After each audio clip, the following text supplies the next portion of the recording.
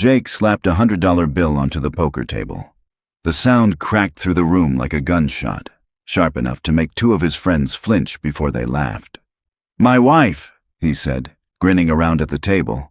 "Emma isn't going anywhere. I could replace every picture in this house with photos of myself and she'd still make me breakfast in the morning." The room exploded into laughter. Someone banged the table. Beer sloshed over the rim of a can.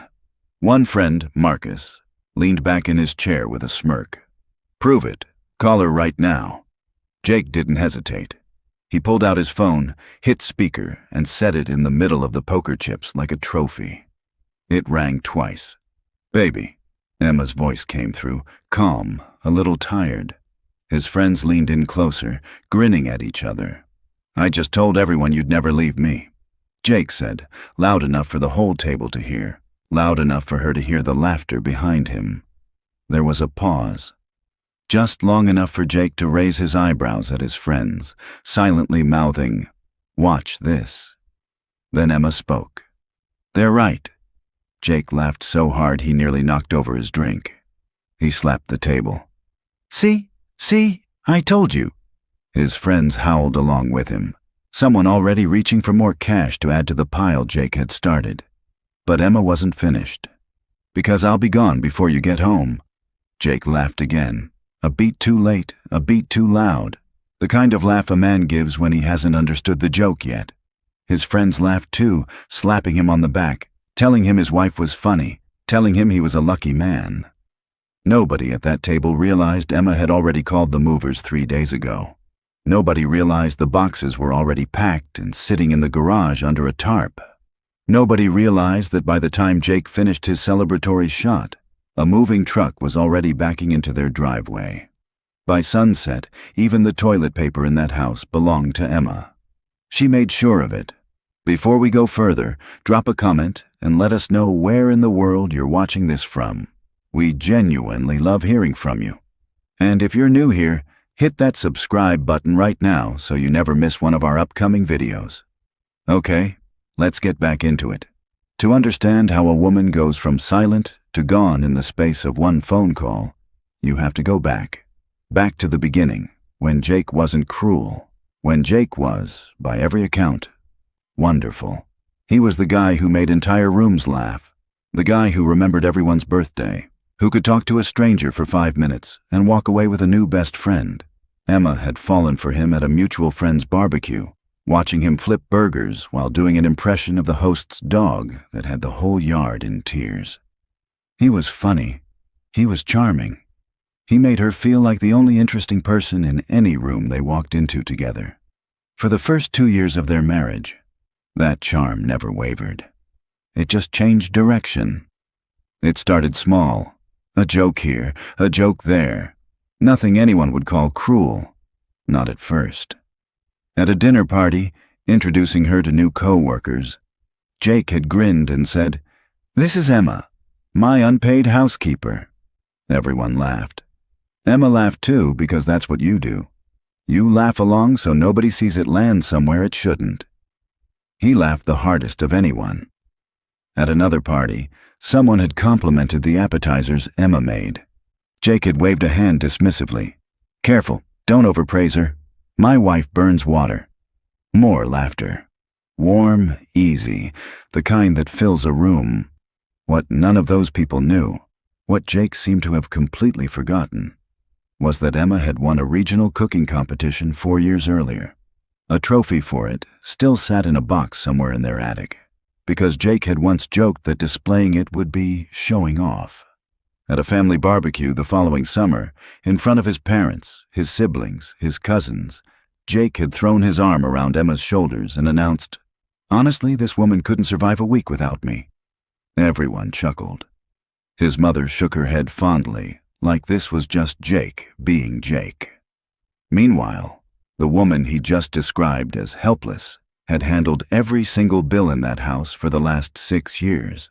Every mortgage payment, every repair call, every insurance renewal, every doctor's appointment scheduled for both of them, every anniversary remembered, every investment account quietly funded month after month while Jake spent his paycheck on golf clubs and poker nights.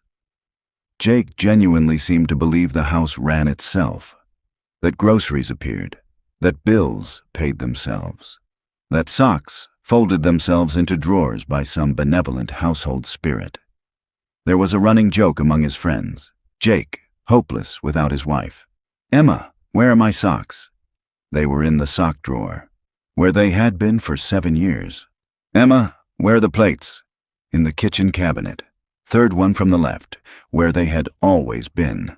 "Emma, where's the ketchup?" Exactly where it had lived since they moved in. Door of the fridge, second shelf. His friends thought it was hilarious. A running bit. Jake, the man who can't find his own ketchup.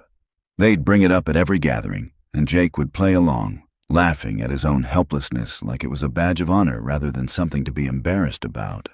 For a long time, Emma laughed too.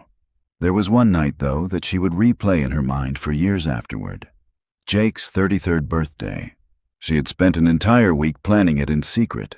A small backyard party, string lights, a cake from the bakery he loved but never remembered the name of. 20 of his closest friends and family gathered to celebrate him. When it came time for toasts, Jake stood up, drink in hand, and turned the moment into a bit. "I want to thank my wife," he said, grinning at the crowd, "for somehow managing to plan this whole thing without setting the house on fire. Honestly, it's a miracle. She once put a metal fork in the microwave." The crowd laughed. Emma had never once put a fork in a microwave in her life. She wasn't even sure where he'd gotten the idea. Some story he'd half remembered from someone else's wife, maybe, stitched together and handed to her because it was funnier than the truth. She smiled through it, the way she always did, because there were 20 people watching and none of them would understand if she didn't. Later that same night, once the guests had gone home and the string lights had been switched off, Jake had thanked her, genuinely this time.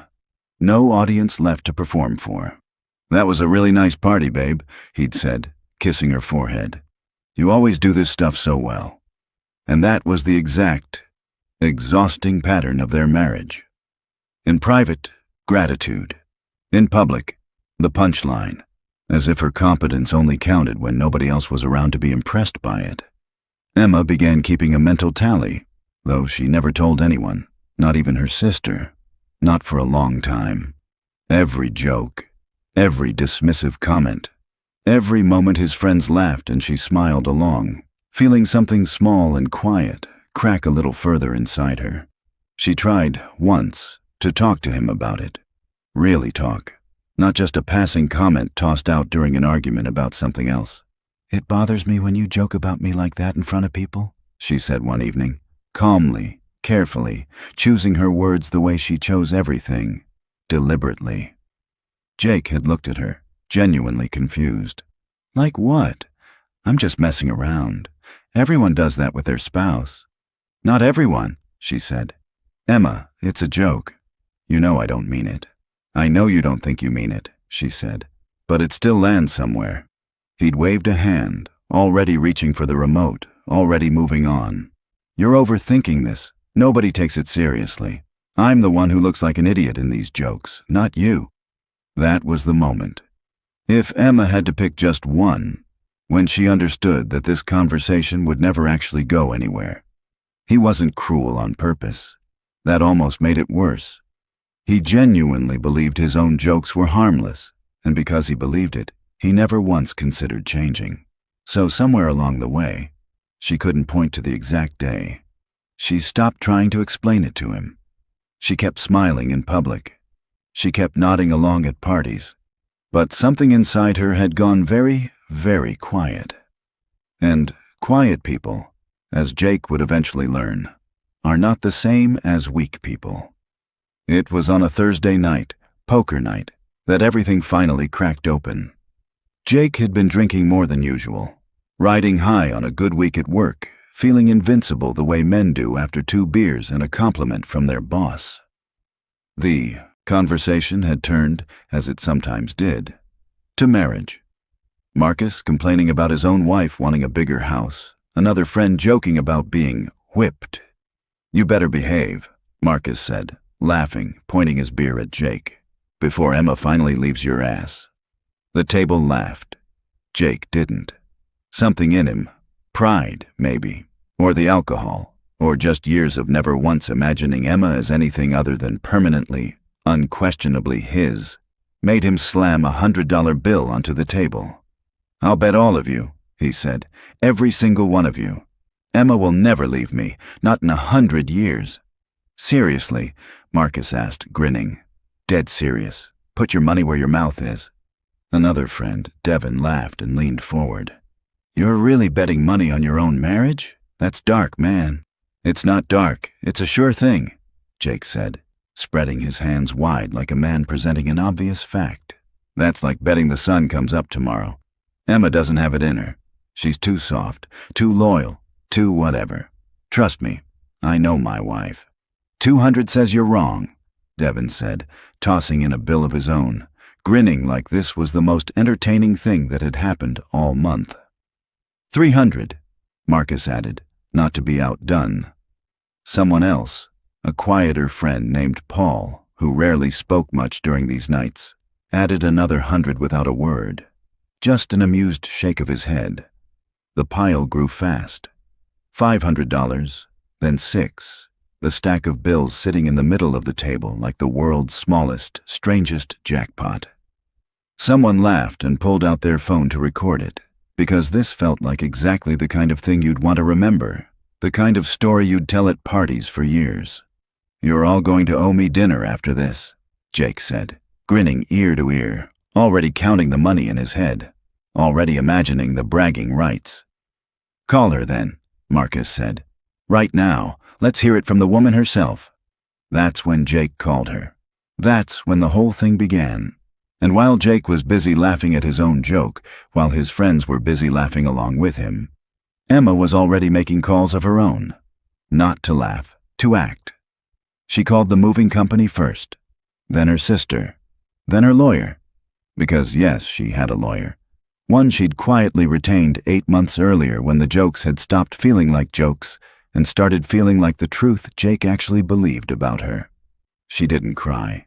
She didn't scream. She simply began, methodically, to take back what was hers. The next few hours were, in Emma's own words later, the calmest she had felt in years. The movers arrived within the hour. She'd given them a 2-day warning window and told them to be ready to move fast the moment she called. And move fast they did. The coffee machine Emma had bought for herself 3 years before she even met Jake. Into a box. The television, purchased with her own bonus check the year before their wedding. Unmounted from the wall, wrapped, loaded. The grill Jake bragged about at every single barbecue, the one he called his pride and joy. Emma's name was on the receipt. Into the truck, the couch, the air fryer. Every coffee mug in the cabinet, including the ugly one with the chipped handle that Jake somehow loved more than anything else he owned. The recliner, Jake's favorite chair in the entire world, the one he called his throne. Also purchased by Emma, also legally, unquestionably hers. She went room by room with a calm, surgical precision, checking receipts on her phone, cross-referencing which items she'd bought before the marriage and which had been gifts specifically to her. Anything murky, anything jointly bought, she left behind without a second thought. She wasn't trying to destroy him. She was simply taking back everything that had only ever been hers to begin with. Even the plants went. Every single one. Right down to the small succulent on the kitchen windowsill that Emma had nursed back to health after Jake nearly killed it by forgetting it existed. For 3 weeks straight. One of the movers, a broad-shouldered man named Tony, paused halfway through loading the recliner and looked at Emma with something like concern. "Ma'am, you sure about all this? Seems like a lot to move in one night." "I'm sure," Emma said, checking an item off the detailed list on her phone without even looking up from the screen. "He know you're doing this?" "Not yet," she said simply. "He will soon enough." Tony didn't ask any more questions after that.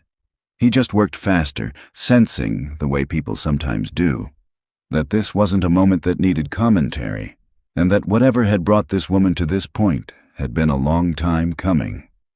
Emma's sister showed up around the 2-hour mark with a bag of sandwiches and a look of fierce, quiet pride on her face. She didn't say much either, just squeezed Emma's shoulder once, hard, and started helping carry boxes without being asked, moving through the house with the same quiet determination Emma herself carried that night. By the time the last box left the house, the living room was almost completely empty. Just bare walls, faint outlines on the carpet where furniture had once sat, and echoes where laughter used to be.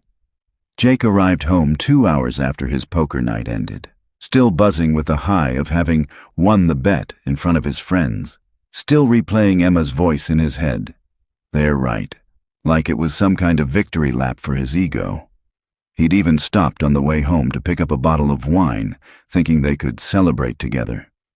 He pictured himself walking in, telling her all about the bet, laughing about how much money he'd just won off his own friends because of how solid their marriage was.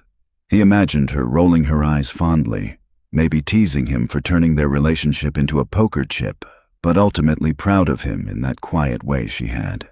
He opened the front door expecting the smell of dinner, expecting Emma curled up on the couch waiting for him, maybe a show paused on the television, her socked feet tucked under a blanket the way they always were on weeknights. Instead, he stepped into silence. Not the comfortable kind of silence a house has when someone's simply asleep upstairs. A hollow silence, the kind that echoes slightly when you speak into it, because there's nothing left in the room to absorb the sound. "Emma?" he called out. Nothing answered him but his own voice bouncing faintly off bare walls. The living room was empty. Completely, unnervingly empty. No couch, no television, no rug. Even the curtains were gone, leaving the windows bare and exposed to the streetlights outside. In the very center of that hollow room sat one single folding chair. Beside it, one lamp plugged into an outlet, glowing weakly. On the floor near the chair, one spoon. And on the kitchen counter, one roll of the cheapest paper towels money could buy. Taped to the lamp was a note, written in Emma's careful, familiar handwriting. "I left something you actually earned." Jake stood there for a long moment, blinking at the empty room, at the single folding chair sitting like a punchline in the middle of what used to be his home. Then he laughed. A short, disbelieving laugh. The kind men give when their brain hasn't yet caught up to what their eyes are seeing. "This is temporary," he said out loud, to no one, to the empty walls. "She'll be back. She always comes back." He had no idea just how wrong he was. If you're still watching up to now, type "I'm still here" in the comment section.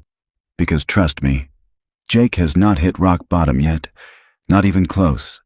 The days that followed were, by every account from the few friends who still checked in on him, an absolute disaster. Jake had never done laundry in his life, not really.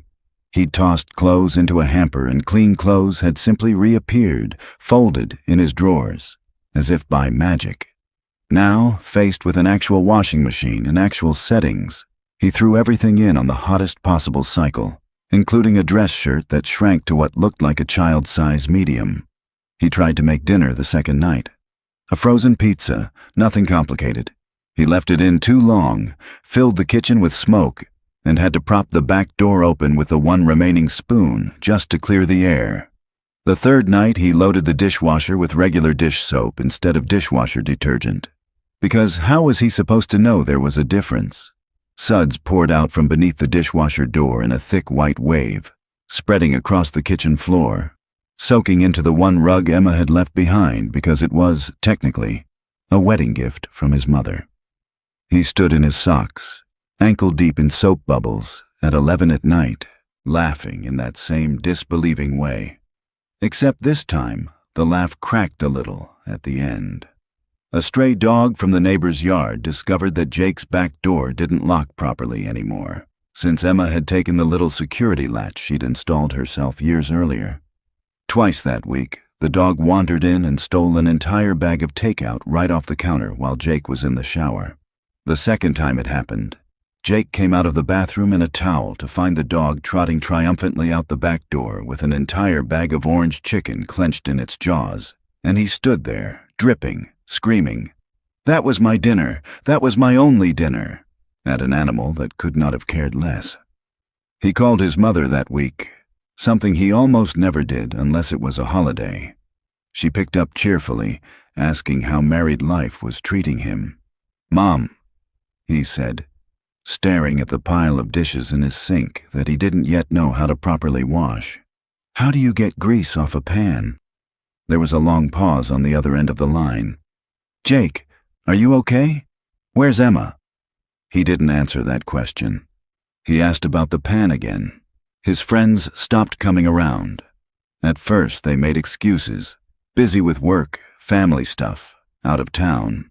But the truth was simpler than any excuse. Jake's house, once the go-to spot for poker nights and game days, had started to smell. A mix of old takeout containers, unwashed laundry, and general neglect. Nobody wanted to sit in that anymore. At work, people noticed too. Jake showed up one Tuesday wearing 2 different shoes, one black dress shoe, one brown loafer, because in the pre-dawn scramble of trying to get ready without Emma's quiet reminders, he genuinely hadn't noticed the mismatch until a coworker pointed at his feet in the break room. "Everything okay, man?" the coworker asked, half laughing, half concerned. Jake forced a smile. "Living my best life," he said.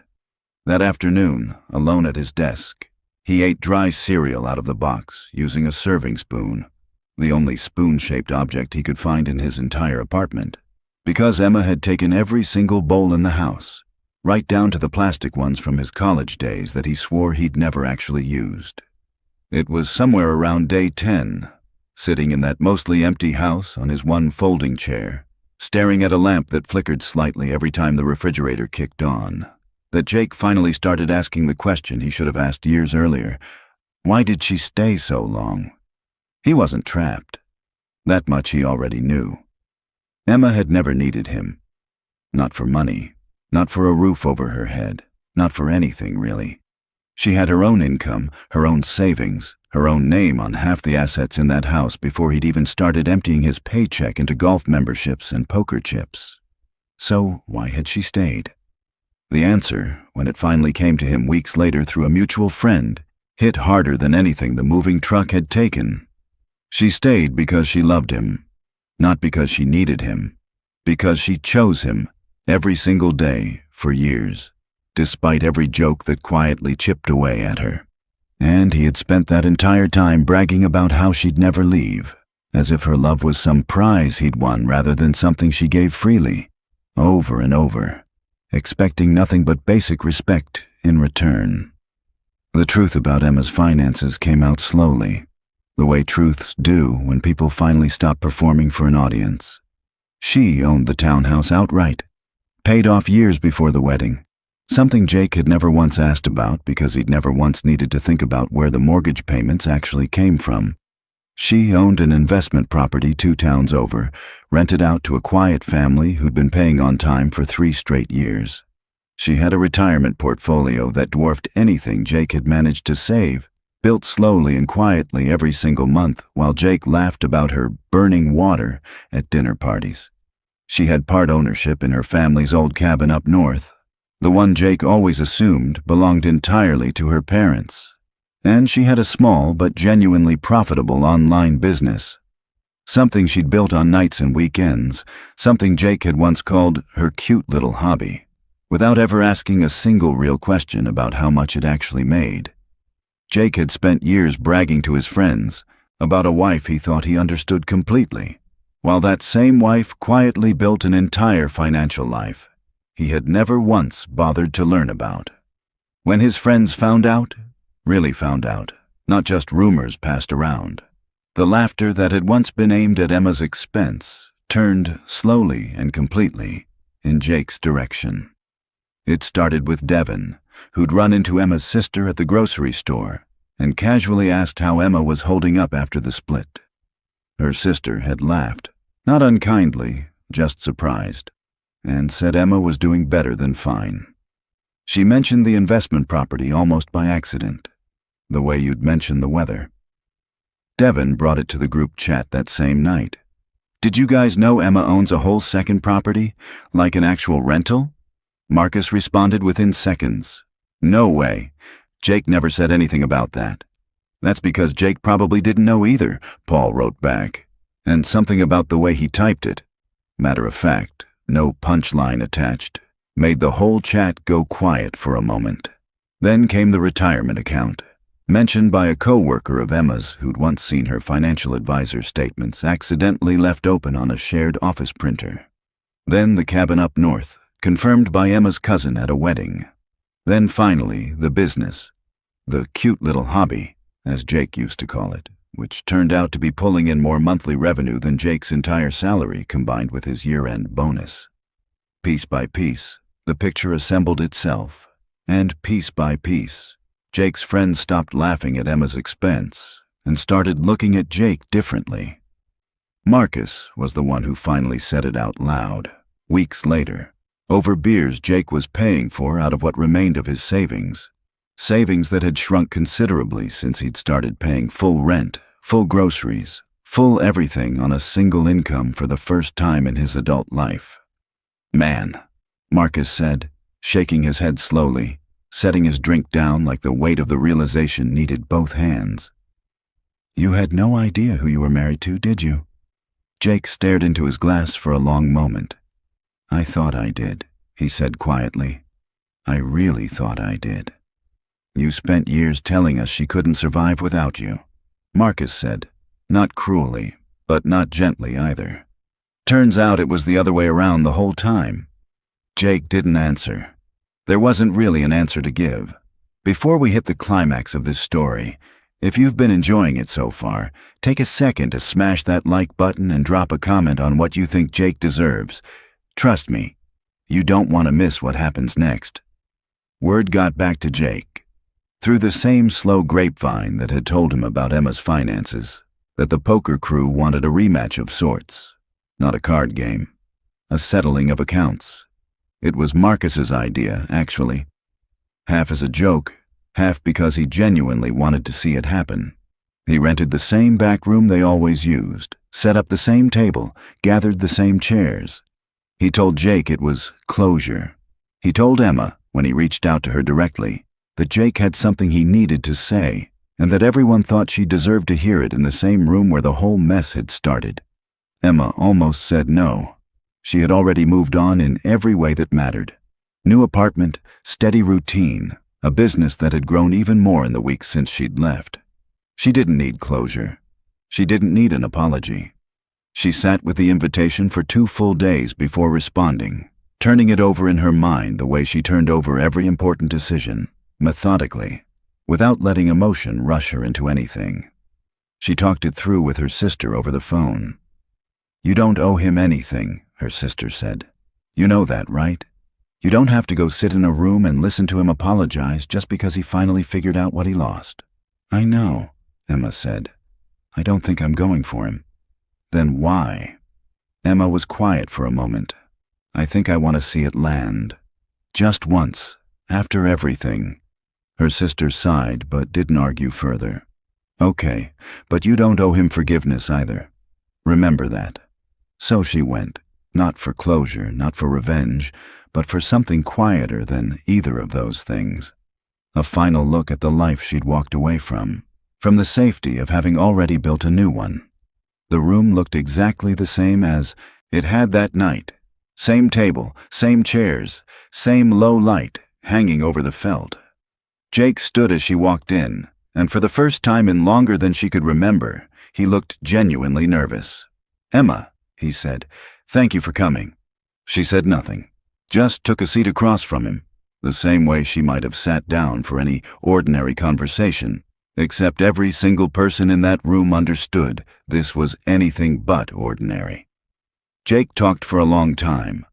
No jokes this time, no punchlines aimed at her expense, no crowd to perform for, just an apology, a real one, stripped of every defense mechanism he'd built over years of laughing off his own cruelty as harmless fun. He talked about the jokes, about the years of small comments he'd told himself were just teasing, just affection expressed badly, never once stopping to consider how they landed on the other side of the table. He talked about how he'd never once asked about her finances, her business, her dreams beyond the four walls of their house, because he'd never once needed to.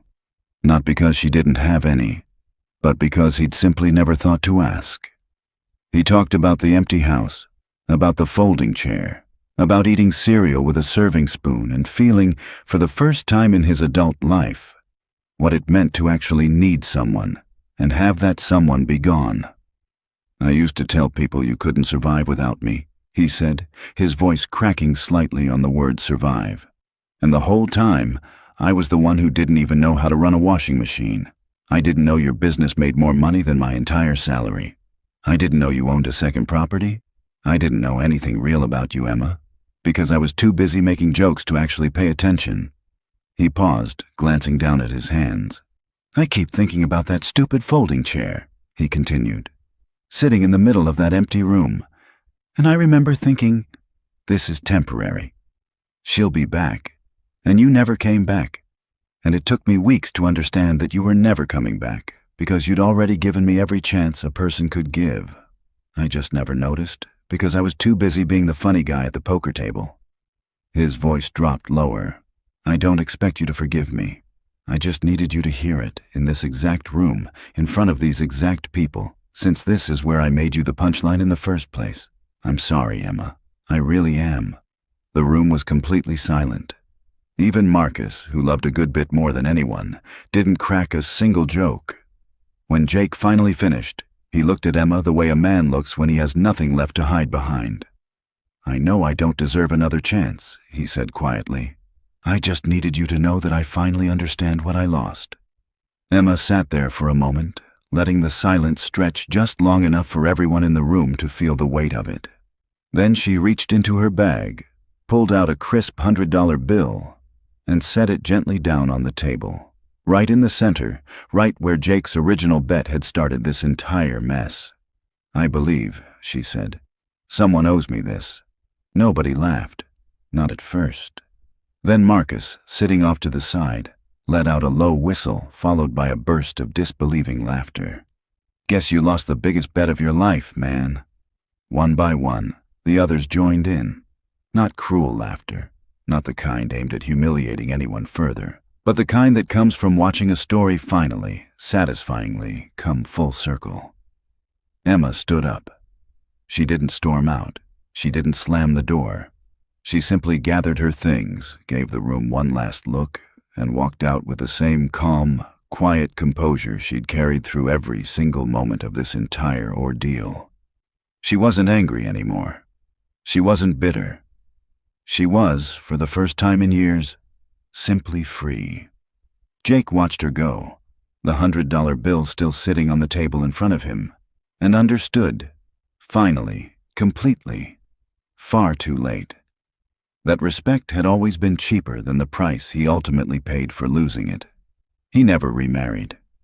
Not because no one else came along, but because, in his own words to Marcus years later, he never again wanted to risk taking someone's love for granted the way he'd taken Emma's.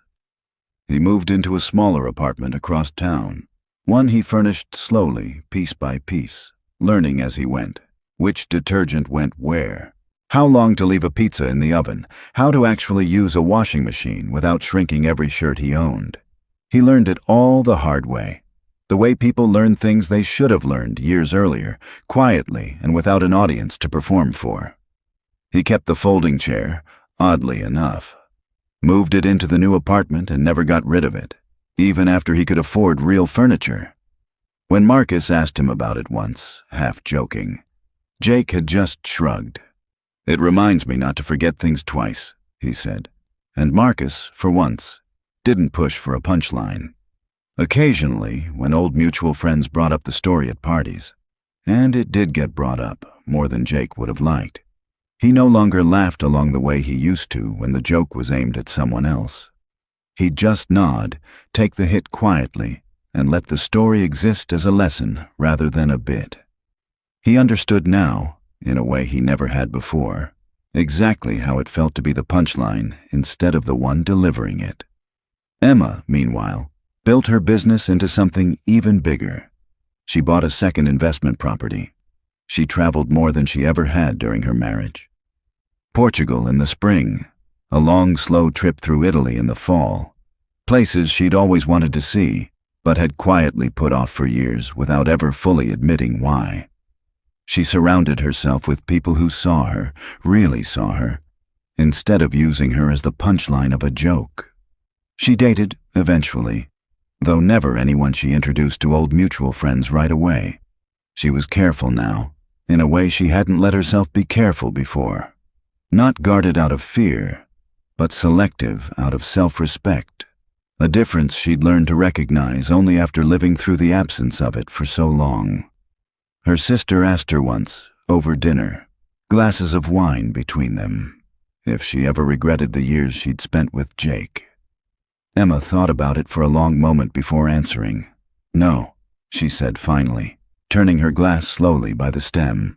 "I regret staying quiet for as long as I did, but I don't regret the marriage itself. It taught me exactly what I won't accept again, and exactly what I deserve going forward. That's worth something, even if it hurt to learn it the way I did." And every now and then, when she told this story to a close friend over coffee, she'd end it the same way. "Never confuse someone's patience with weakness," she'd say. "The quietest person in the room is often the one holding the door open, and when they finally close it behind them, no amount of regret can unlock it again." So there you have it, the story of a man who bet everything on his wife's silence and lost it all the moment she decided to speak with her actions instead of her words. The real lesson here isn't about revenge. It's about respect, about how the people who quietly hold everything together deserve to be seen, valued, and heard, long before they ever have to walk away to prove their worth. Thank you so much for watching this story all the way to the end. We truly appreciate you spending this time with us. Let us know in the comments what part of Emma's story you enjoyed the most, and if you haven't already, hit that subscribe button so you never miss the next one.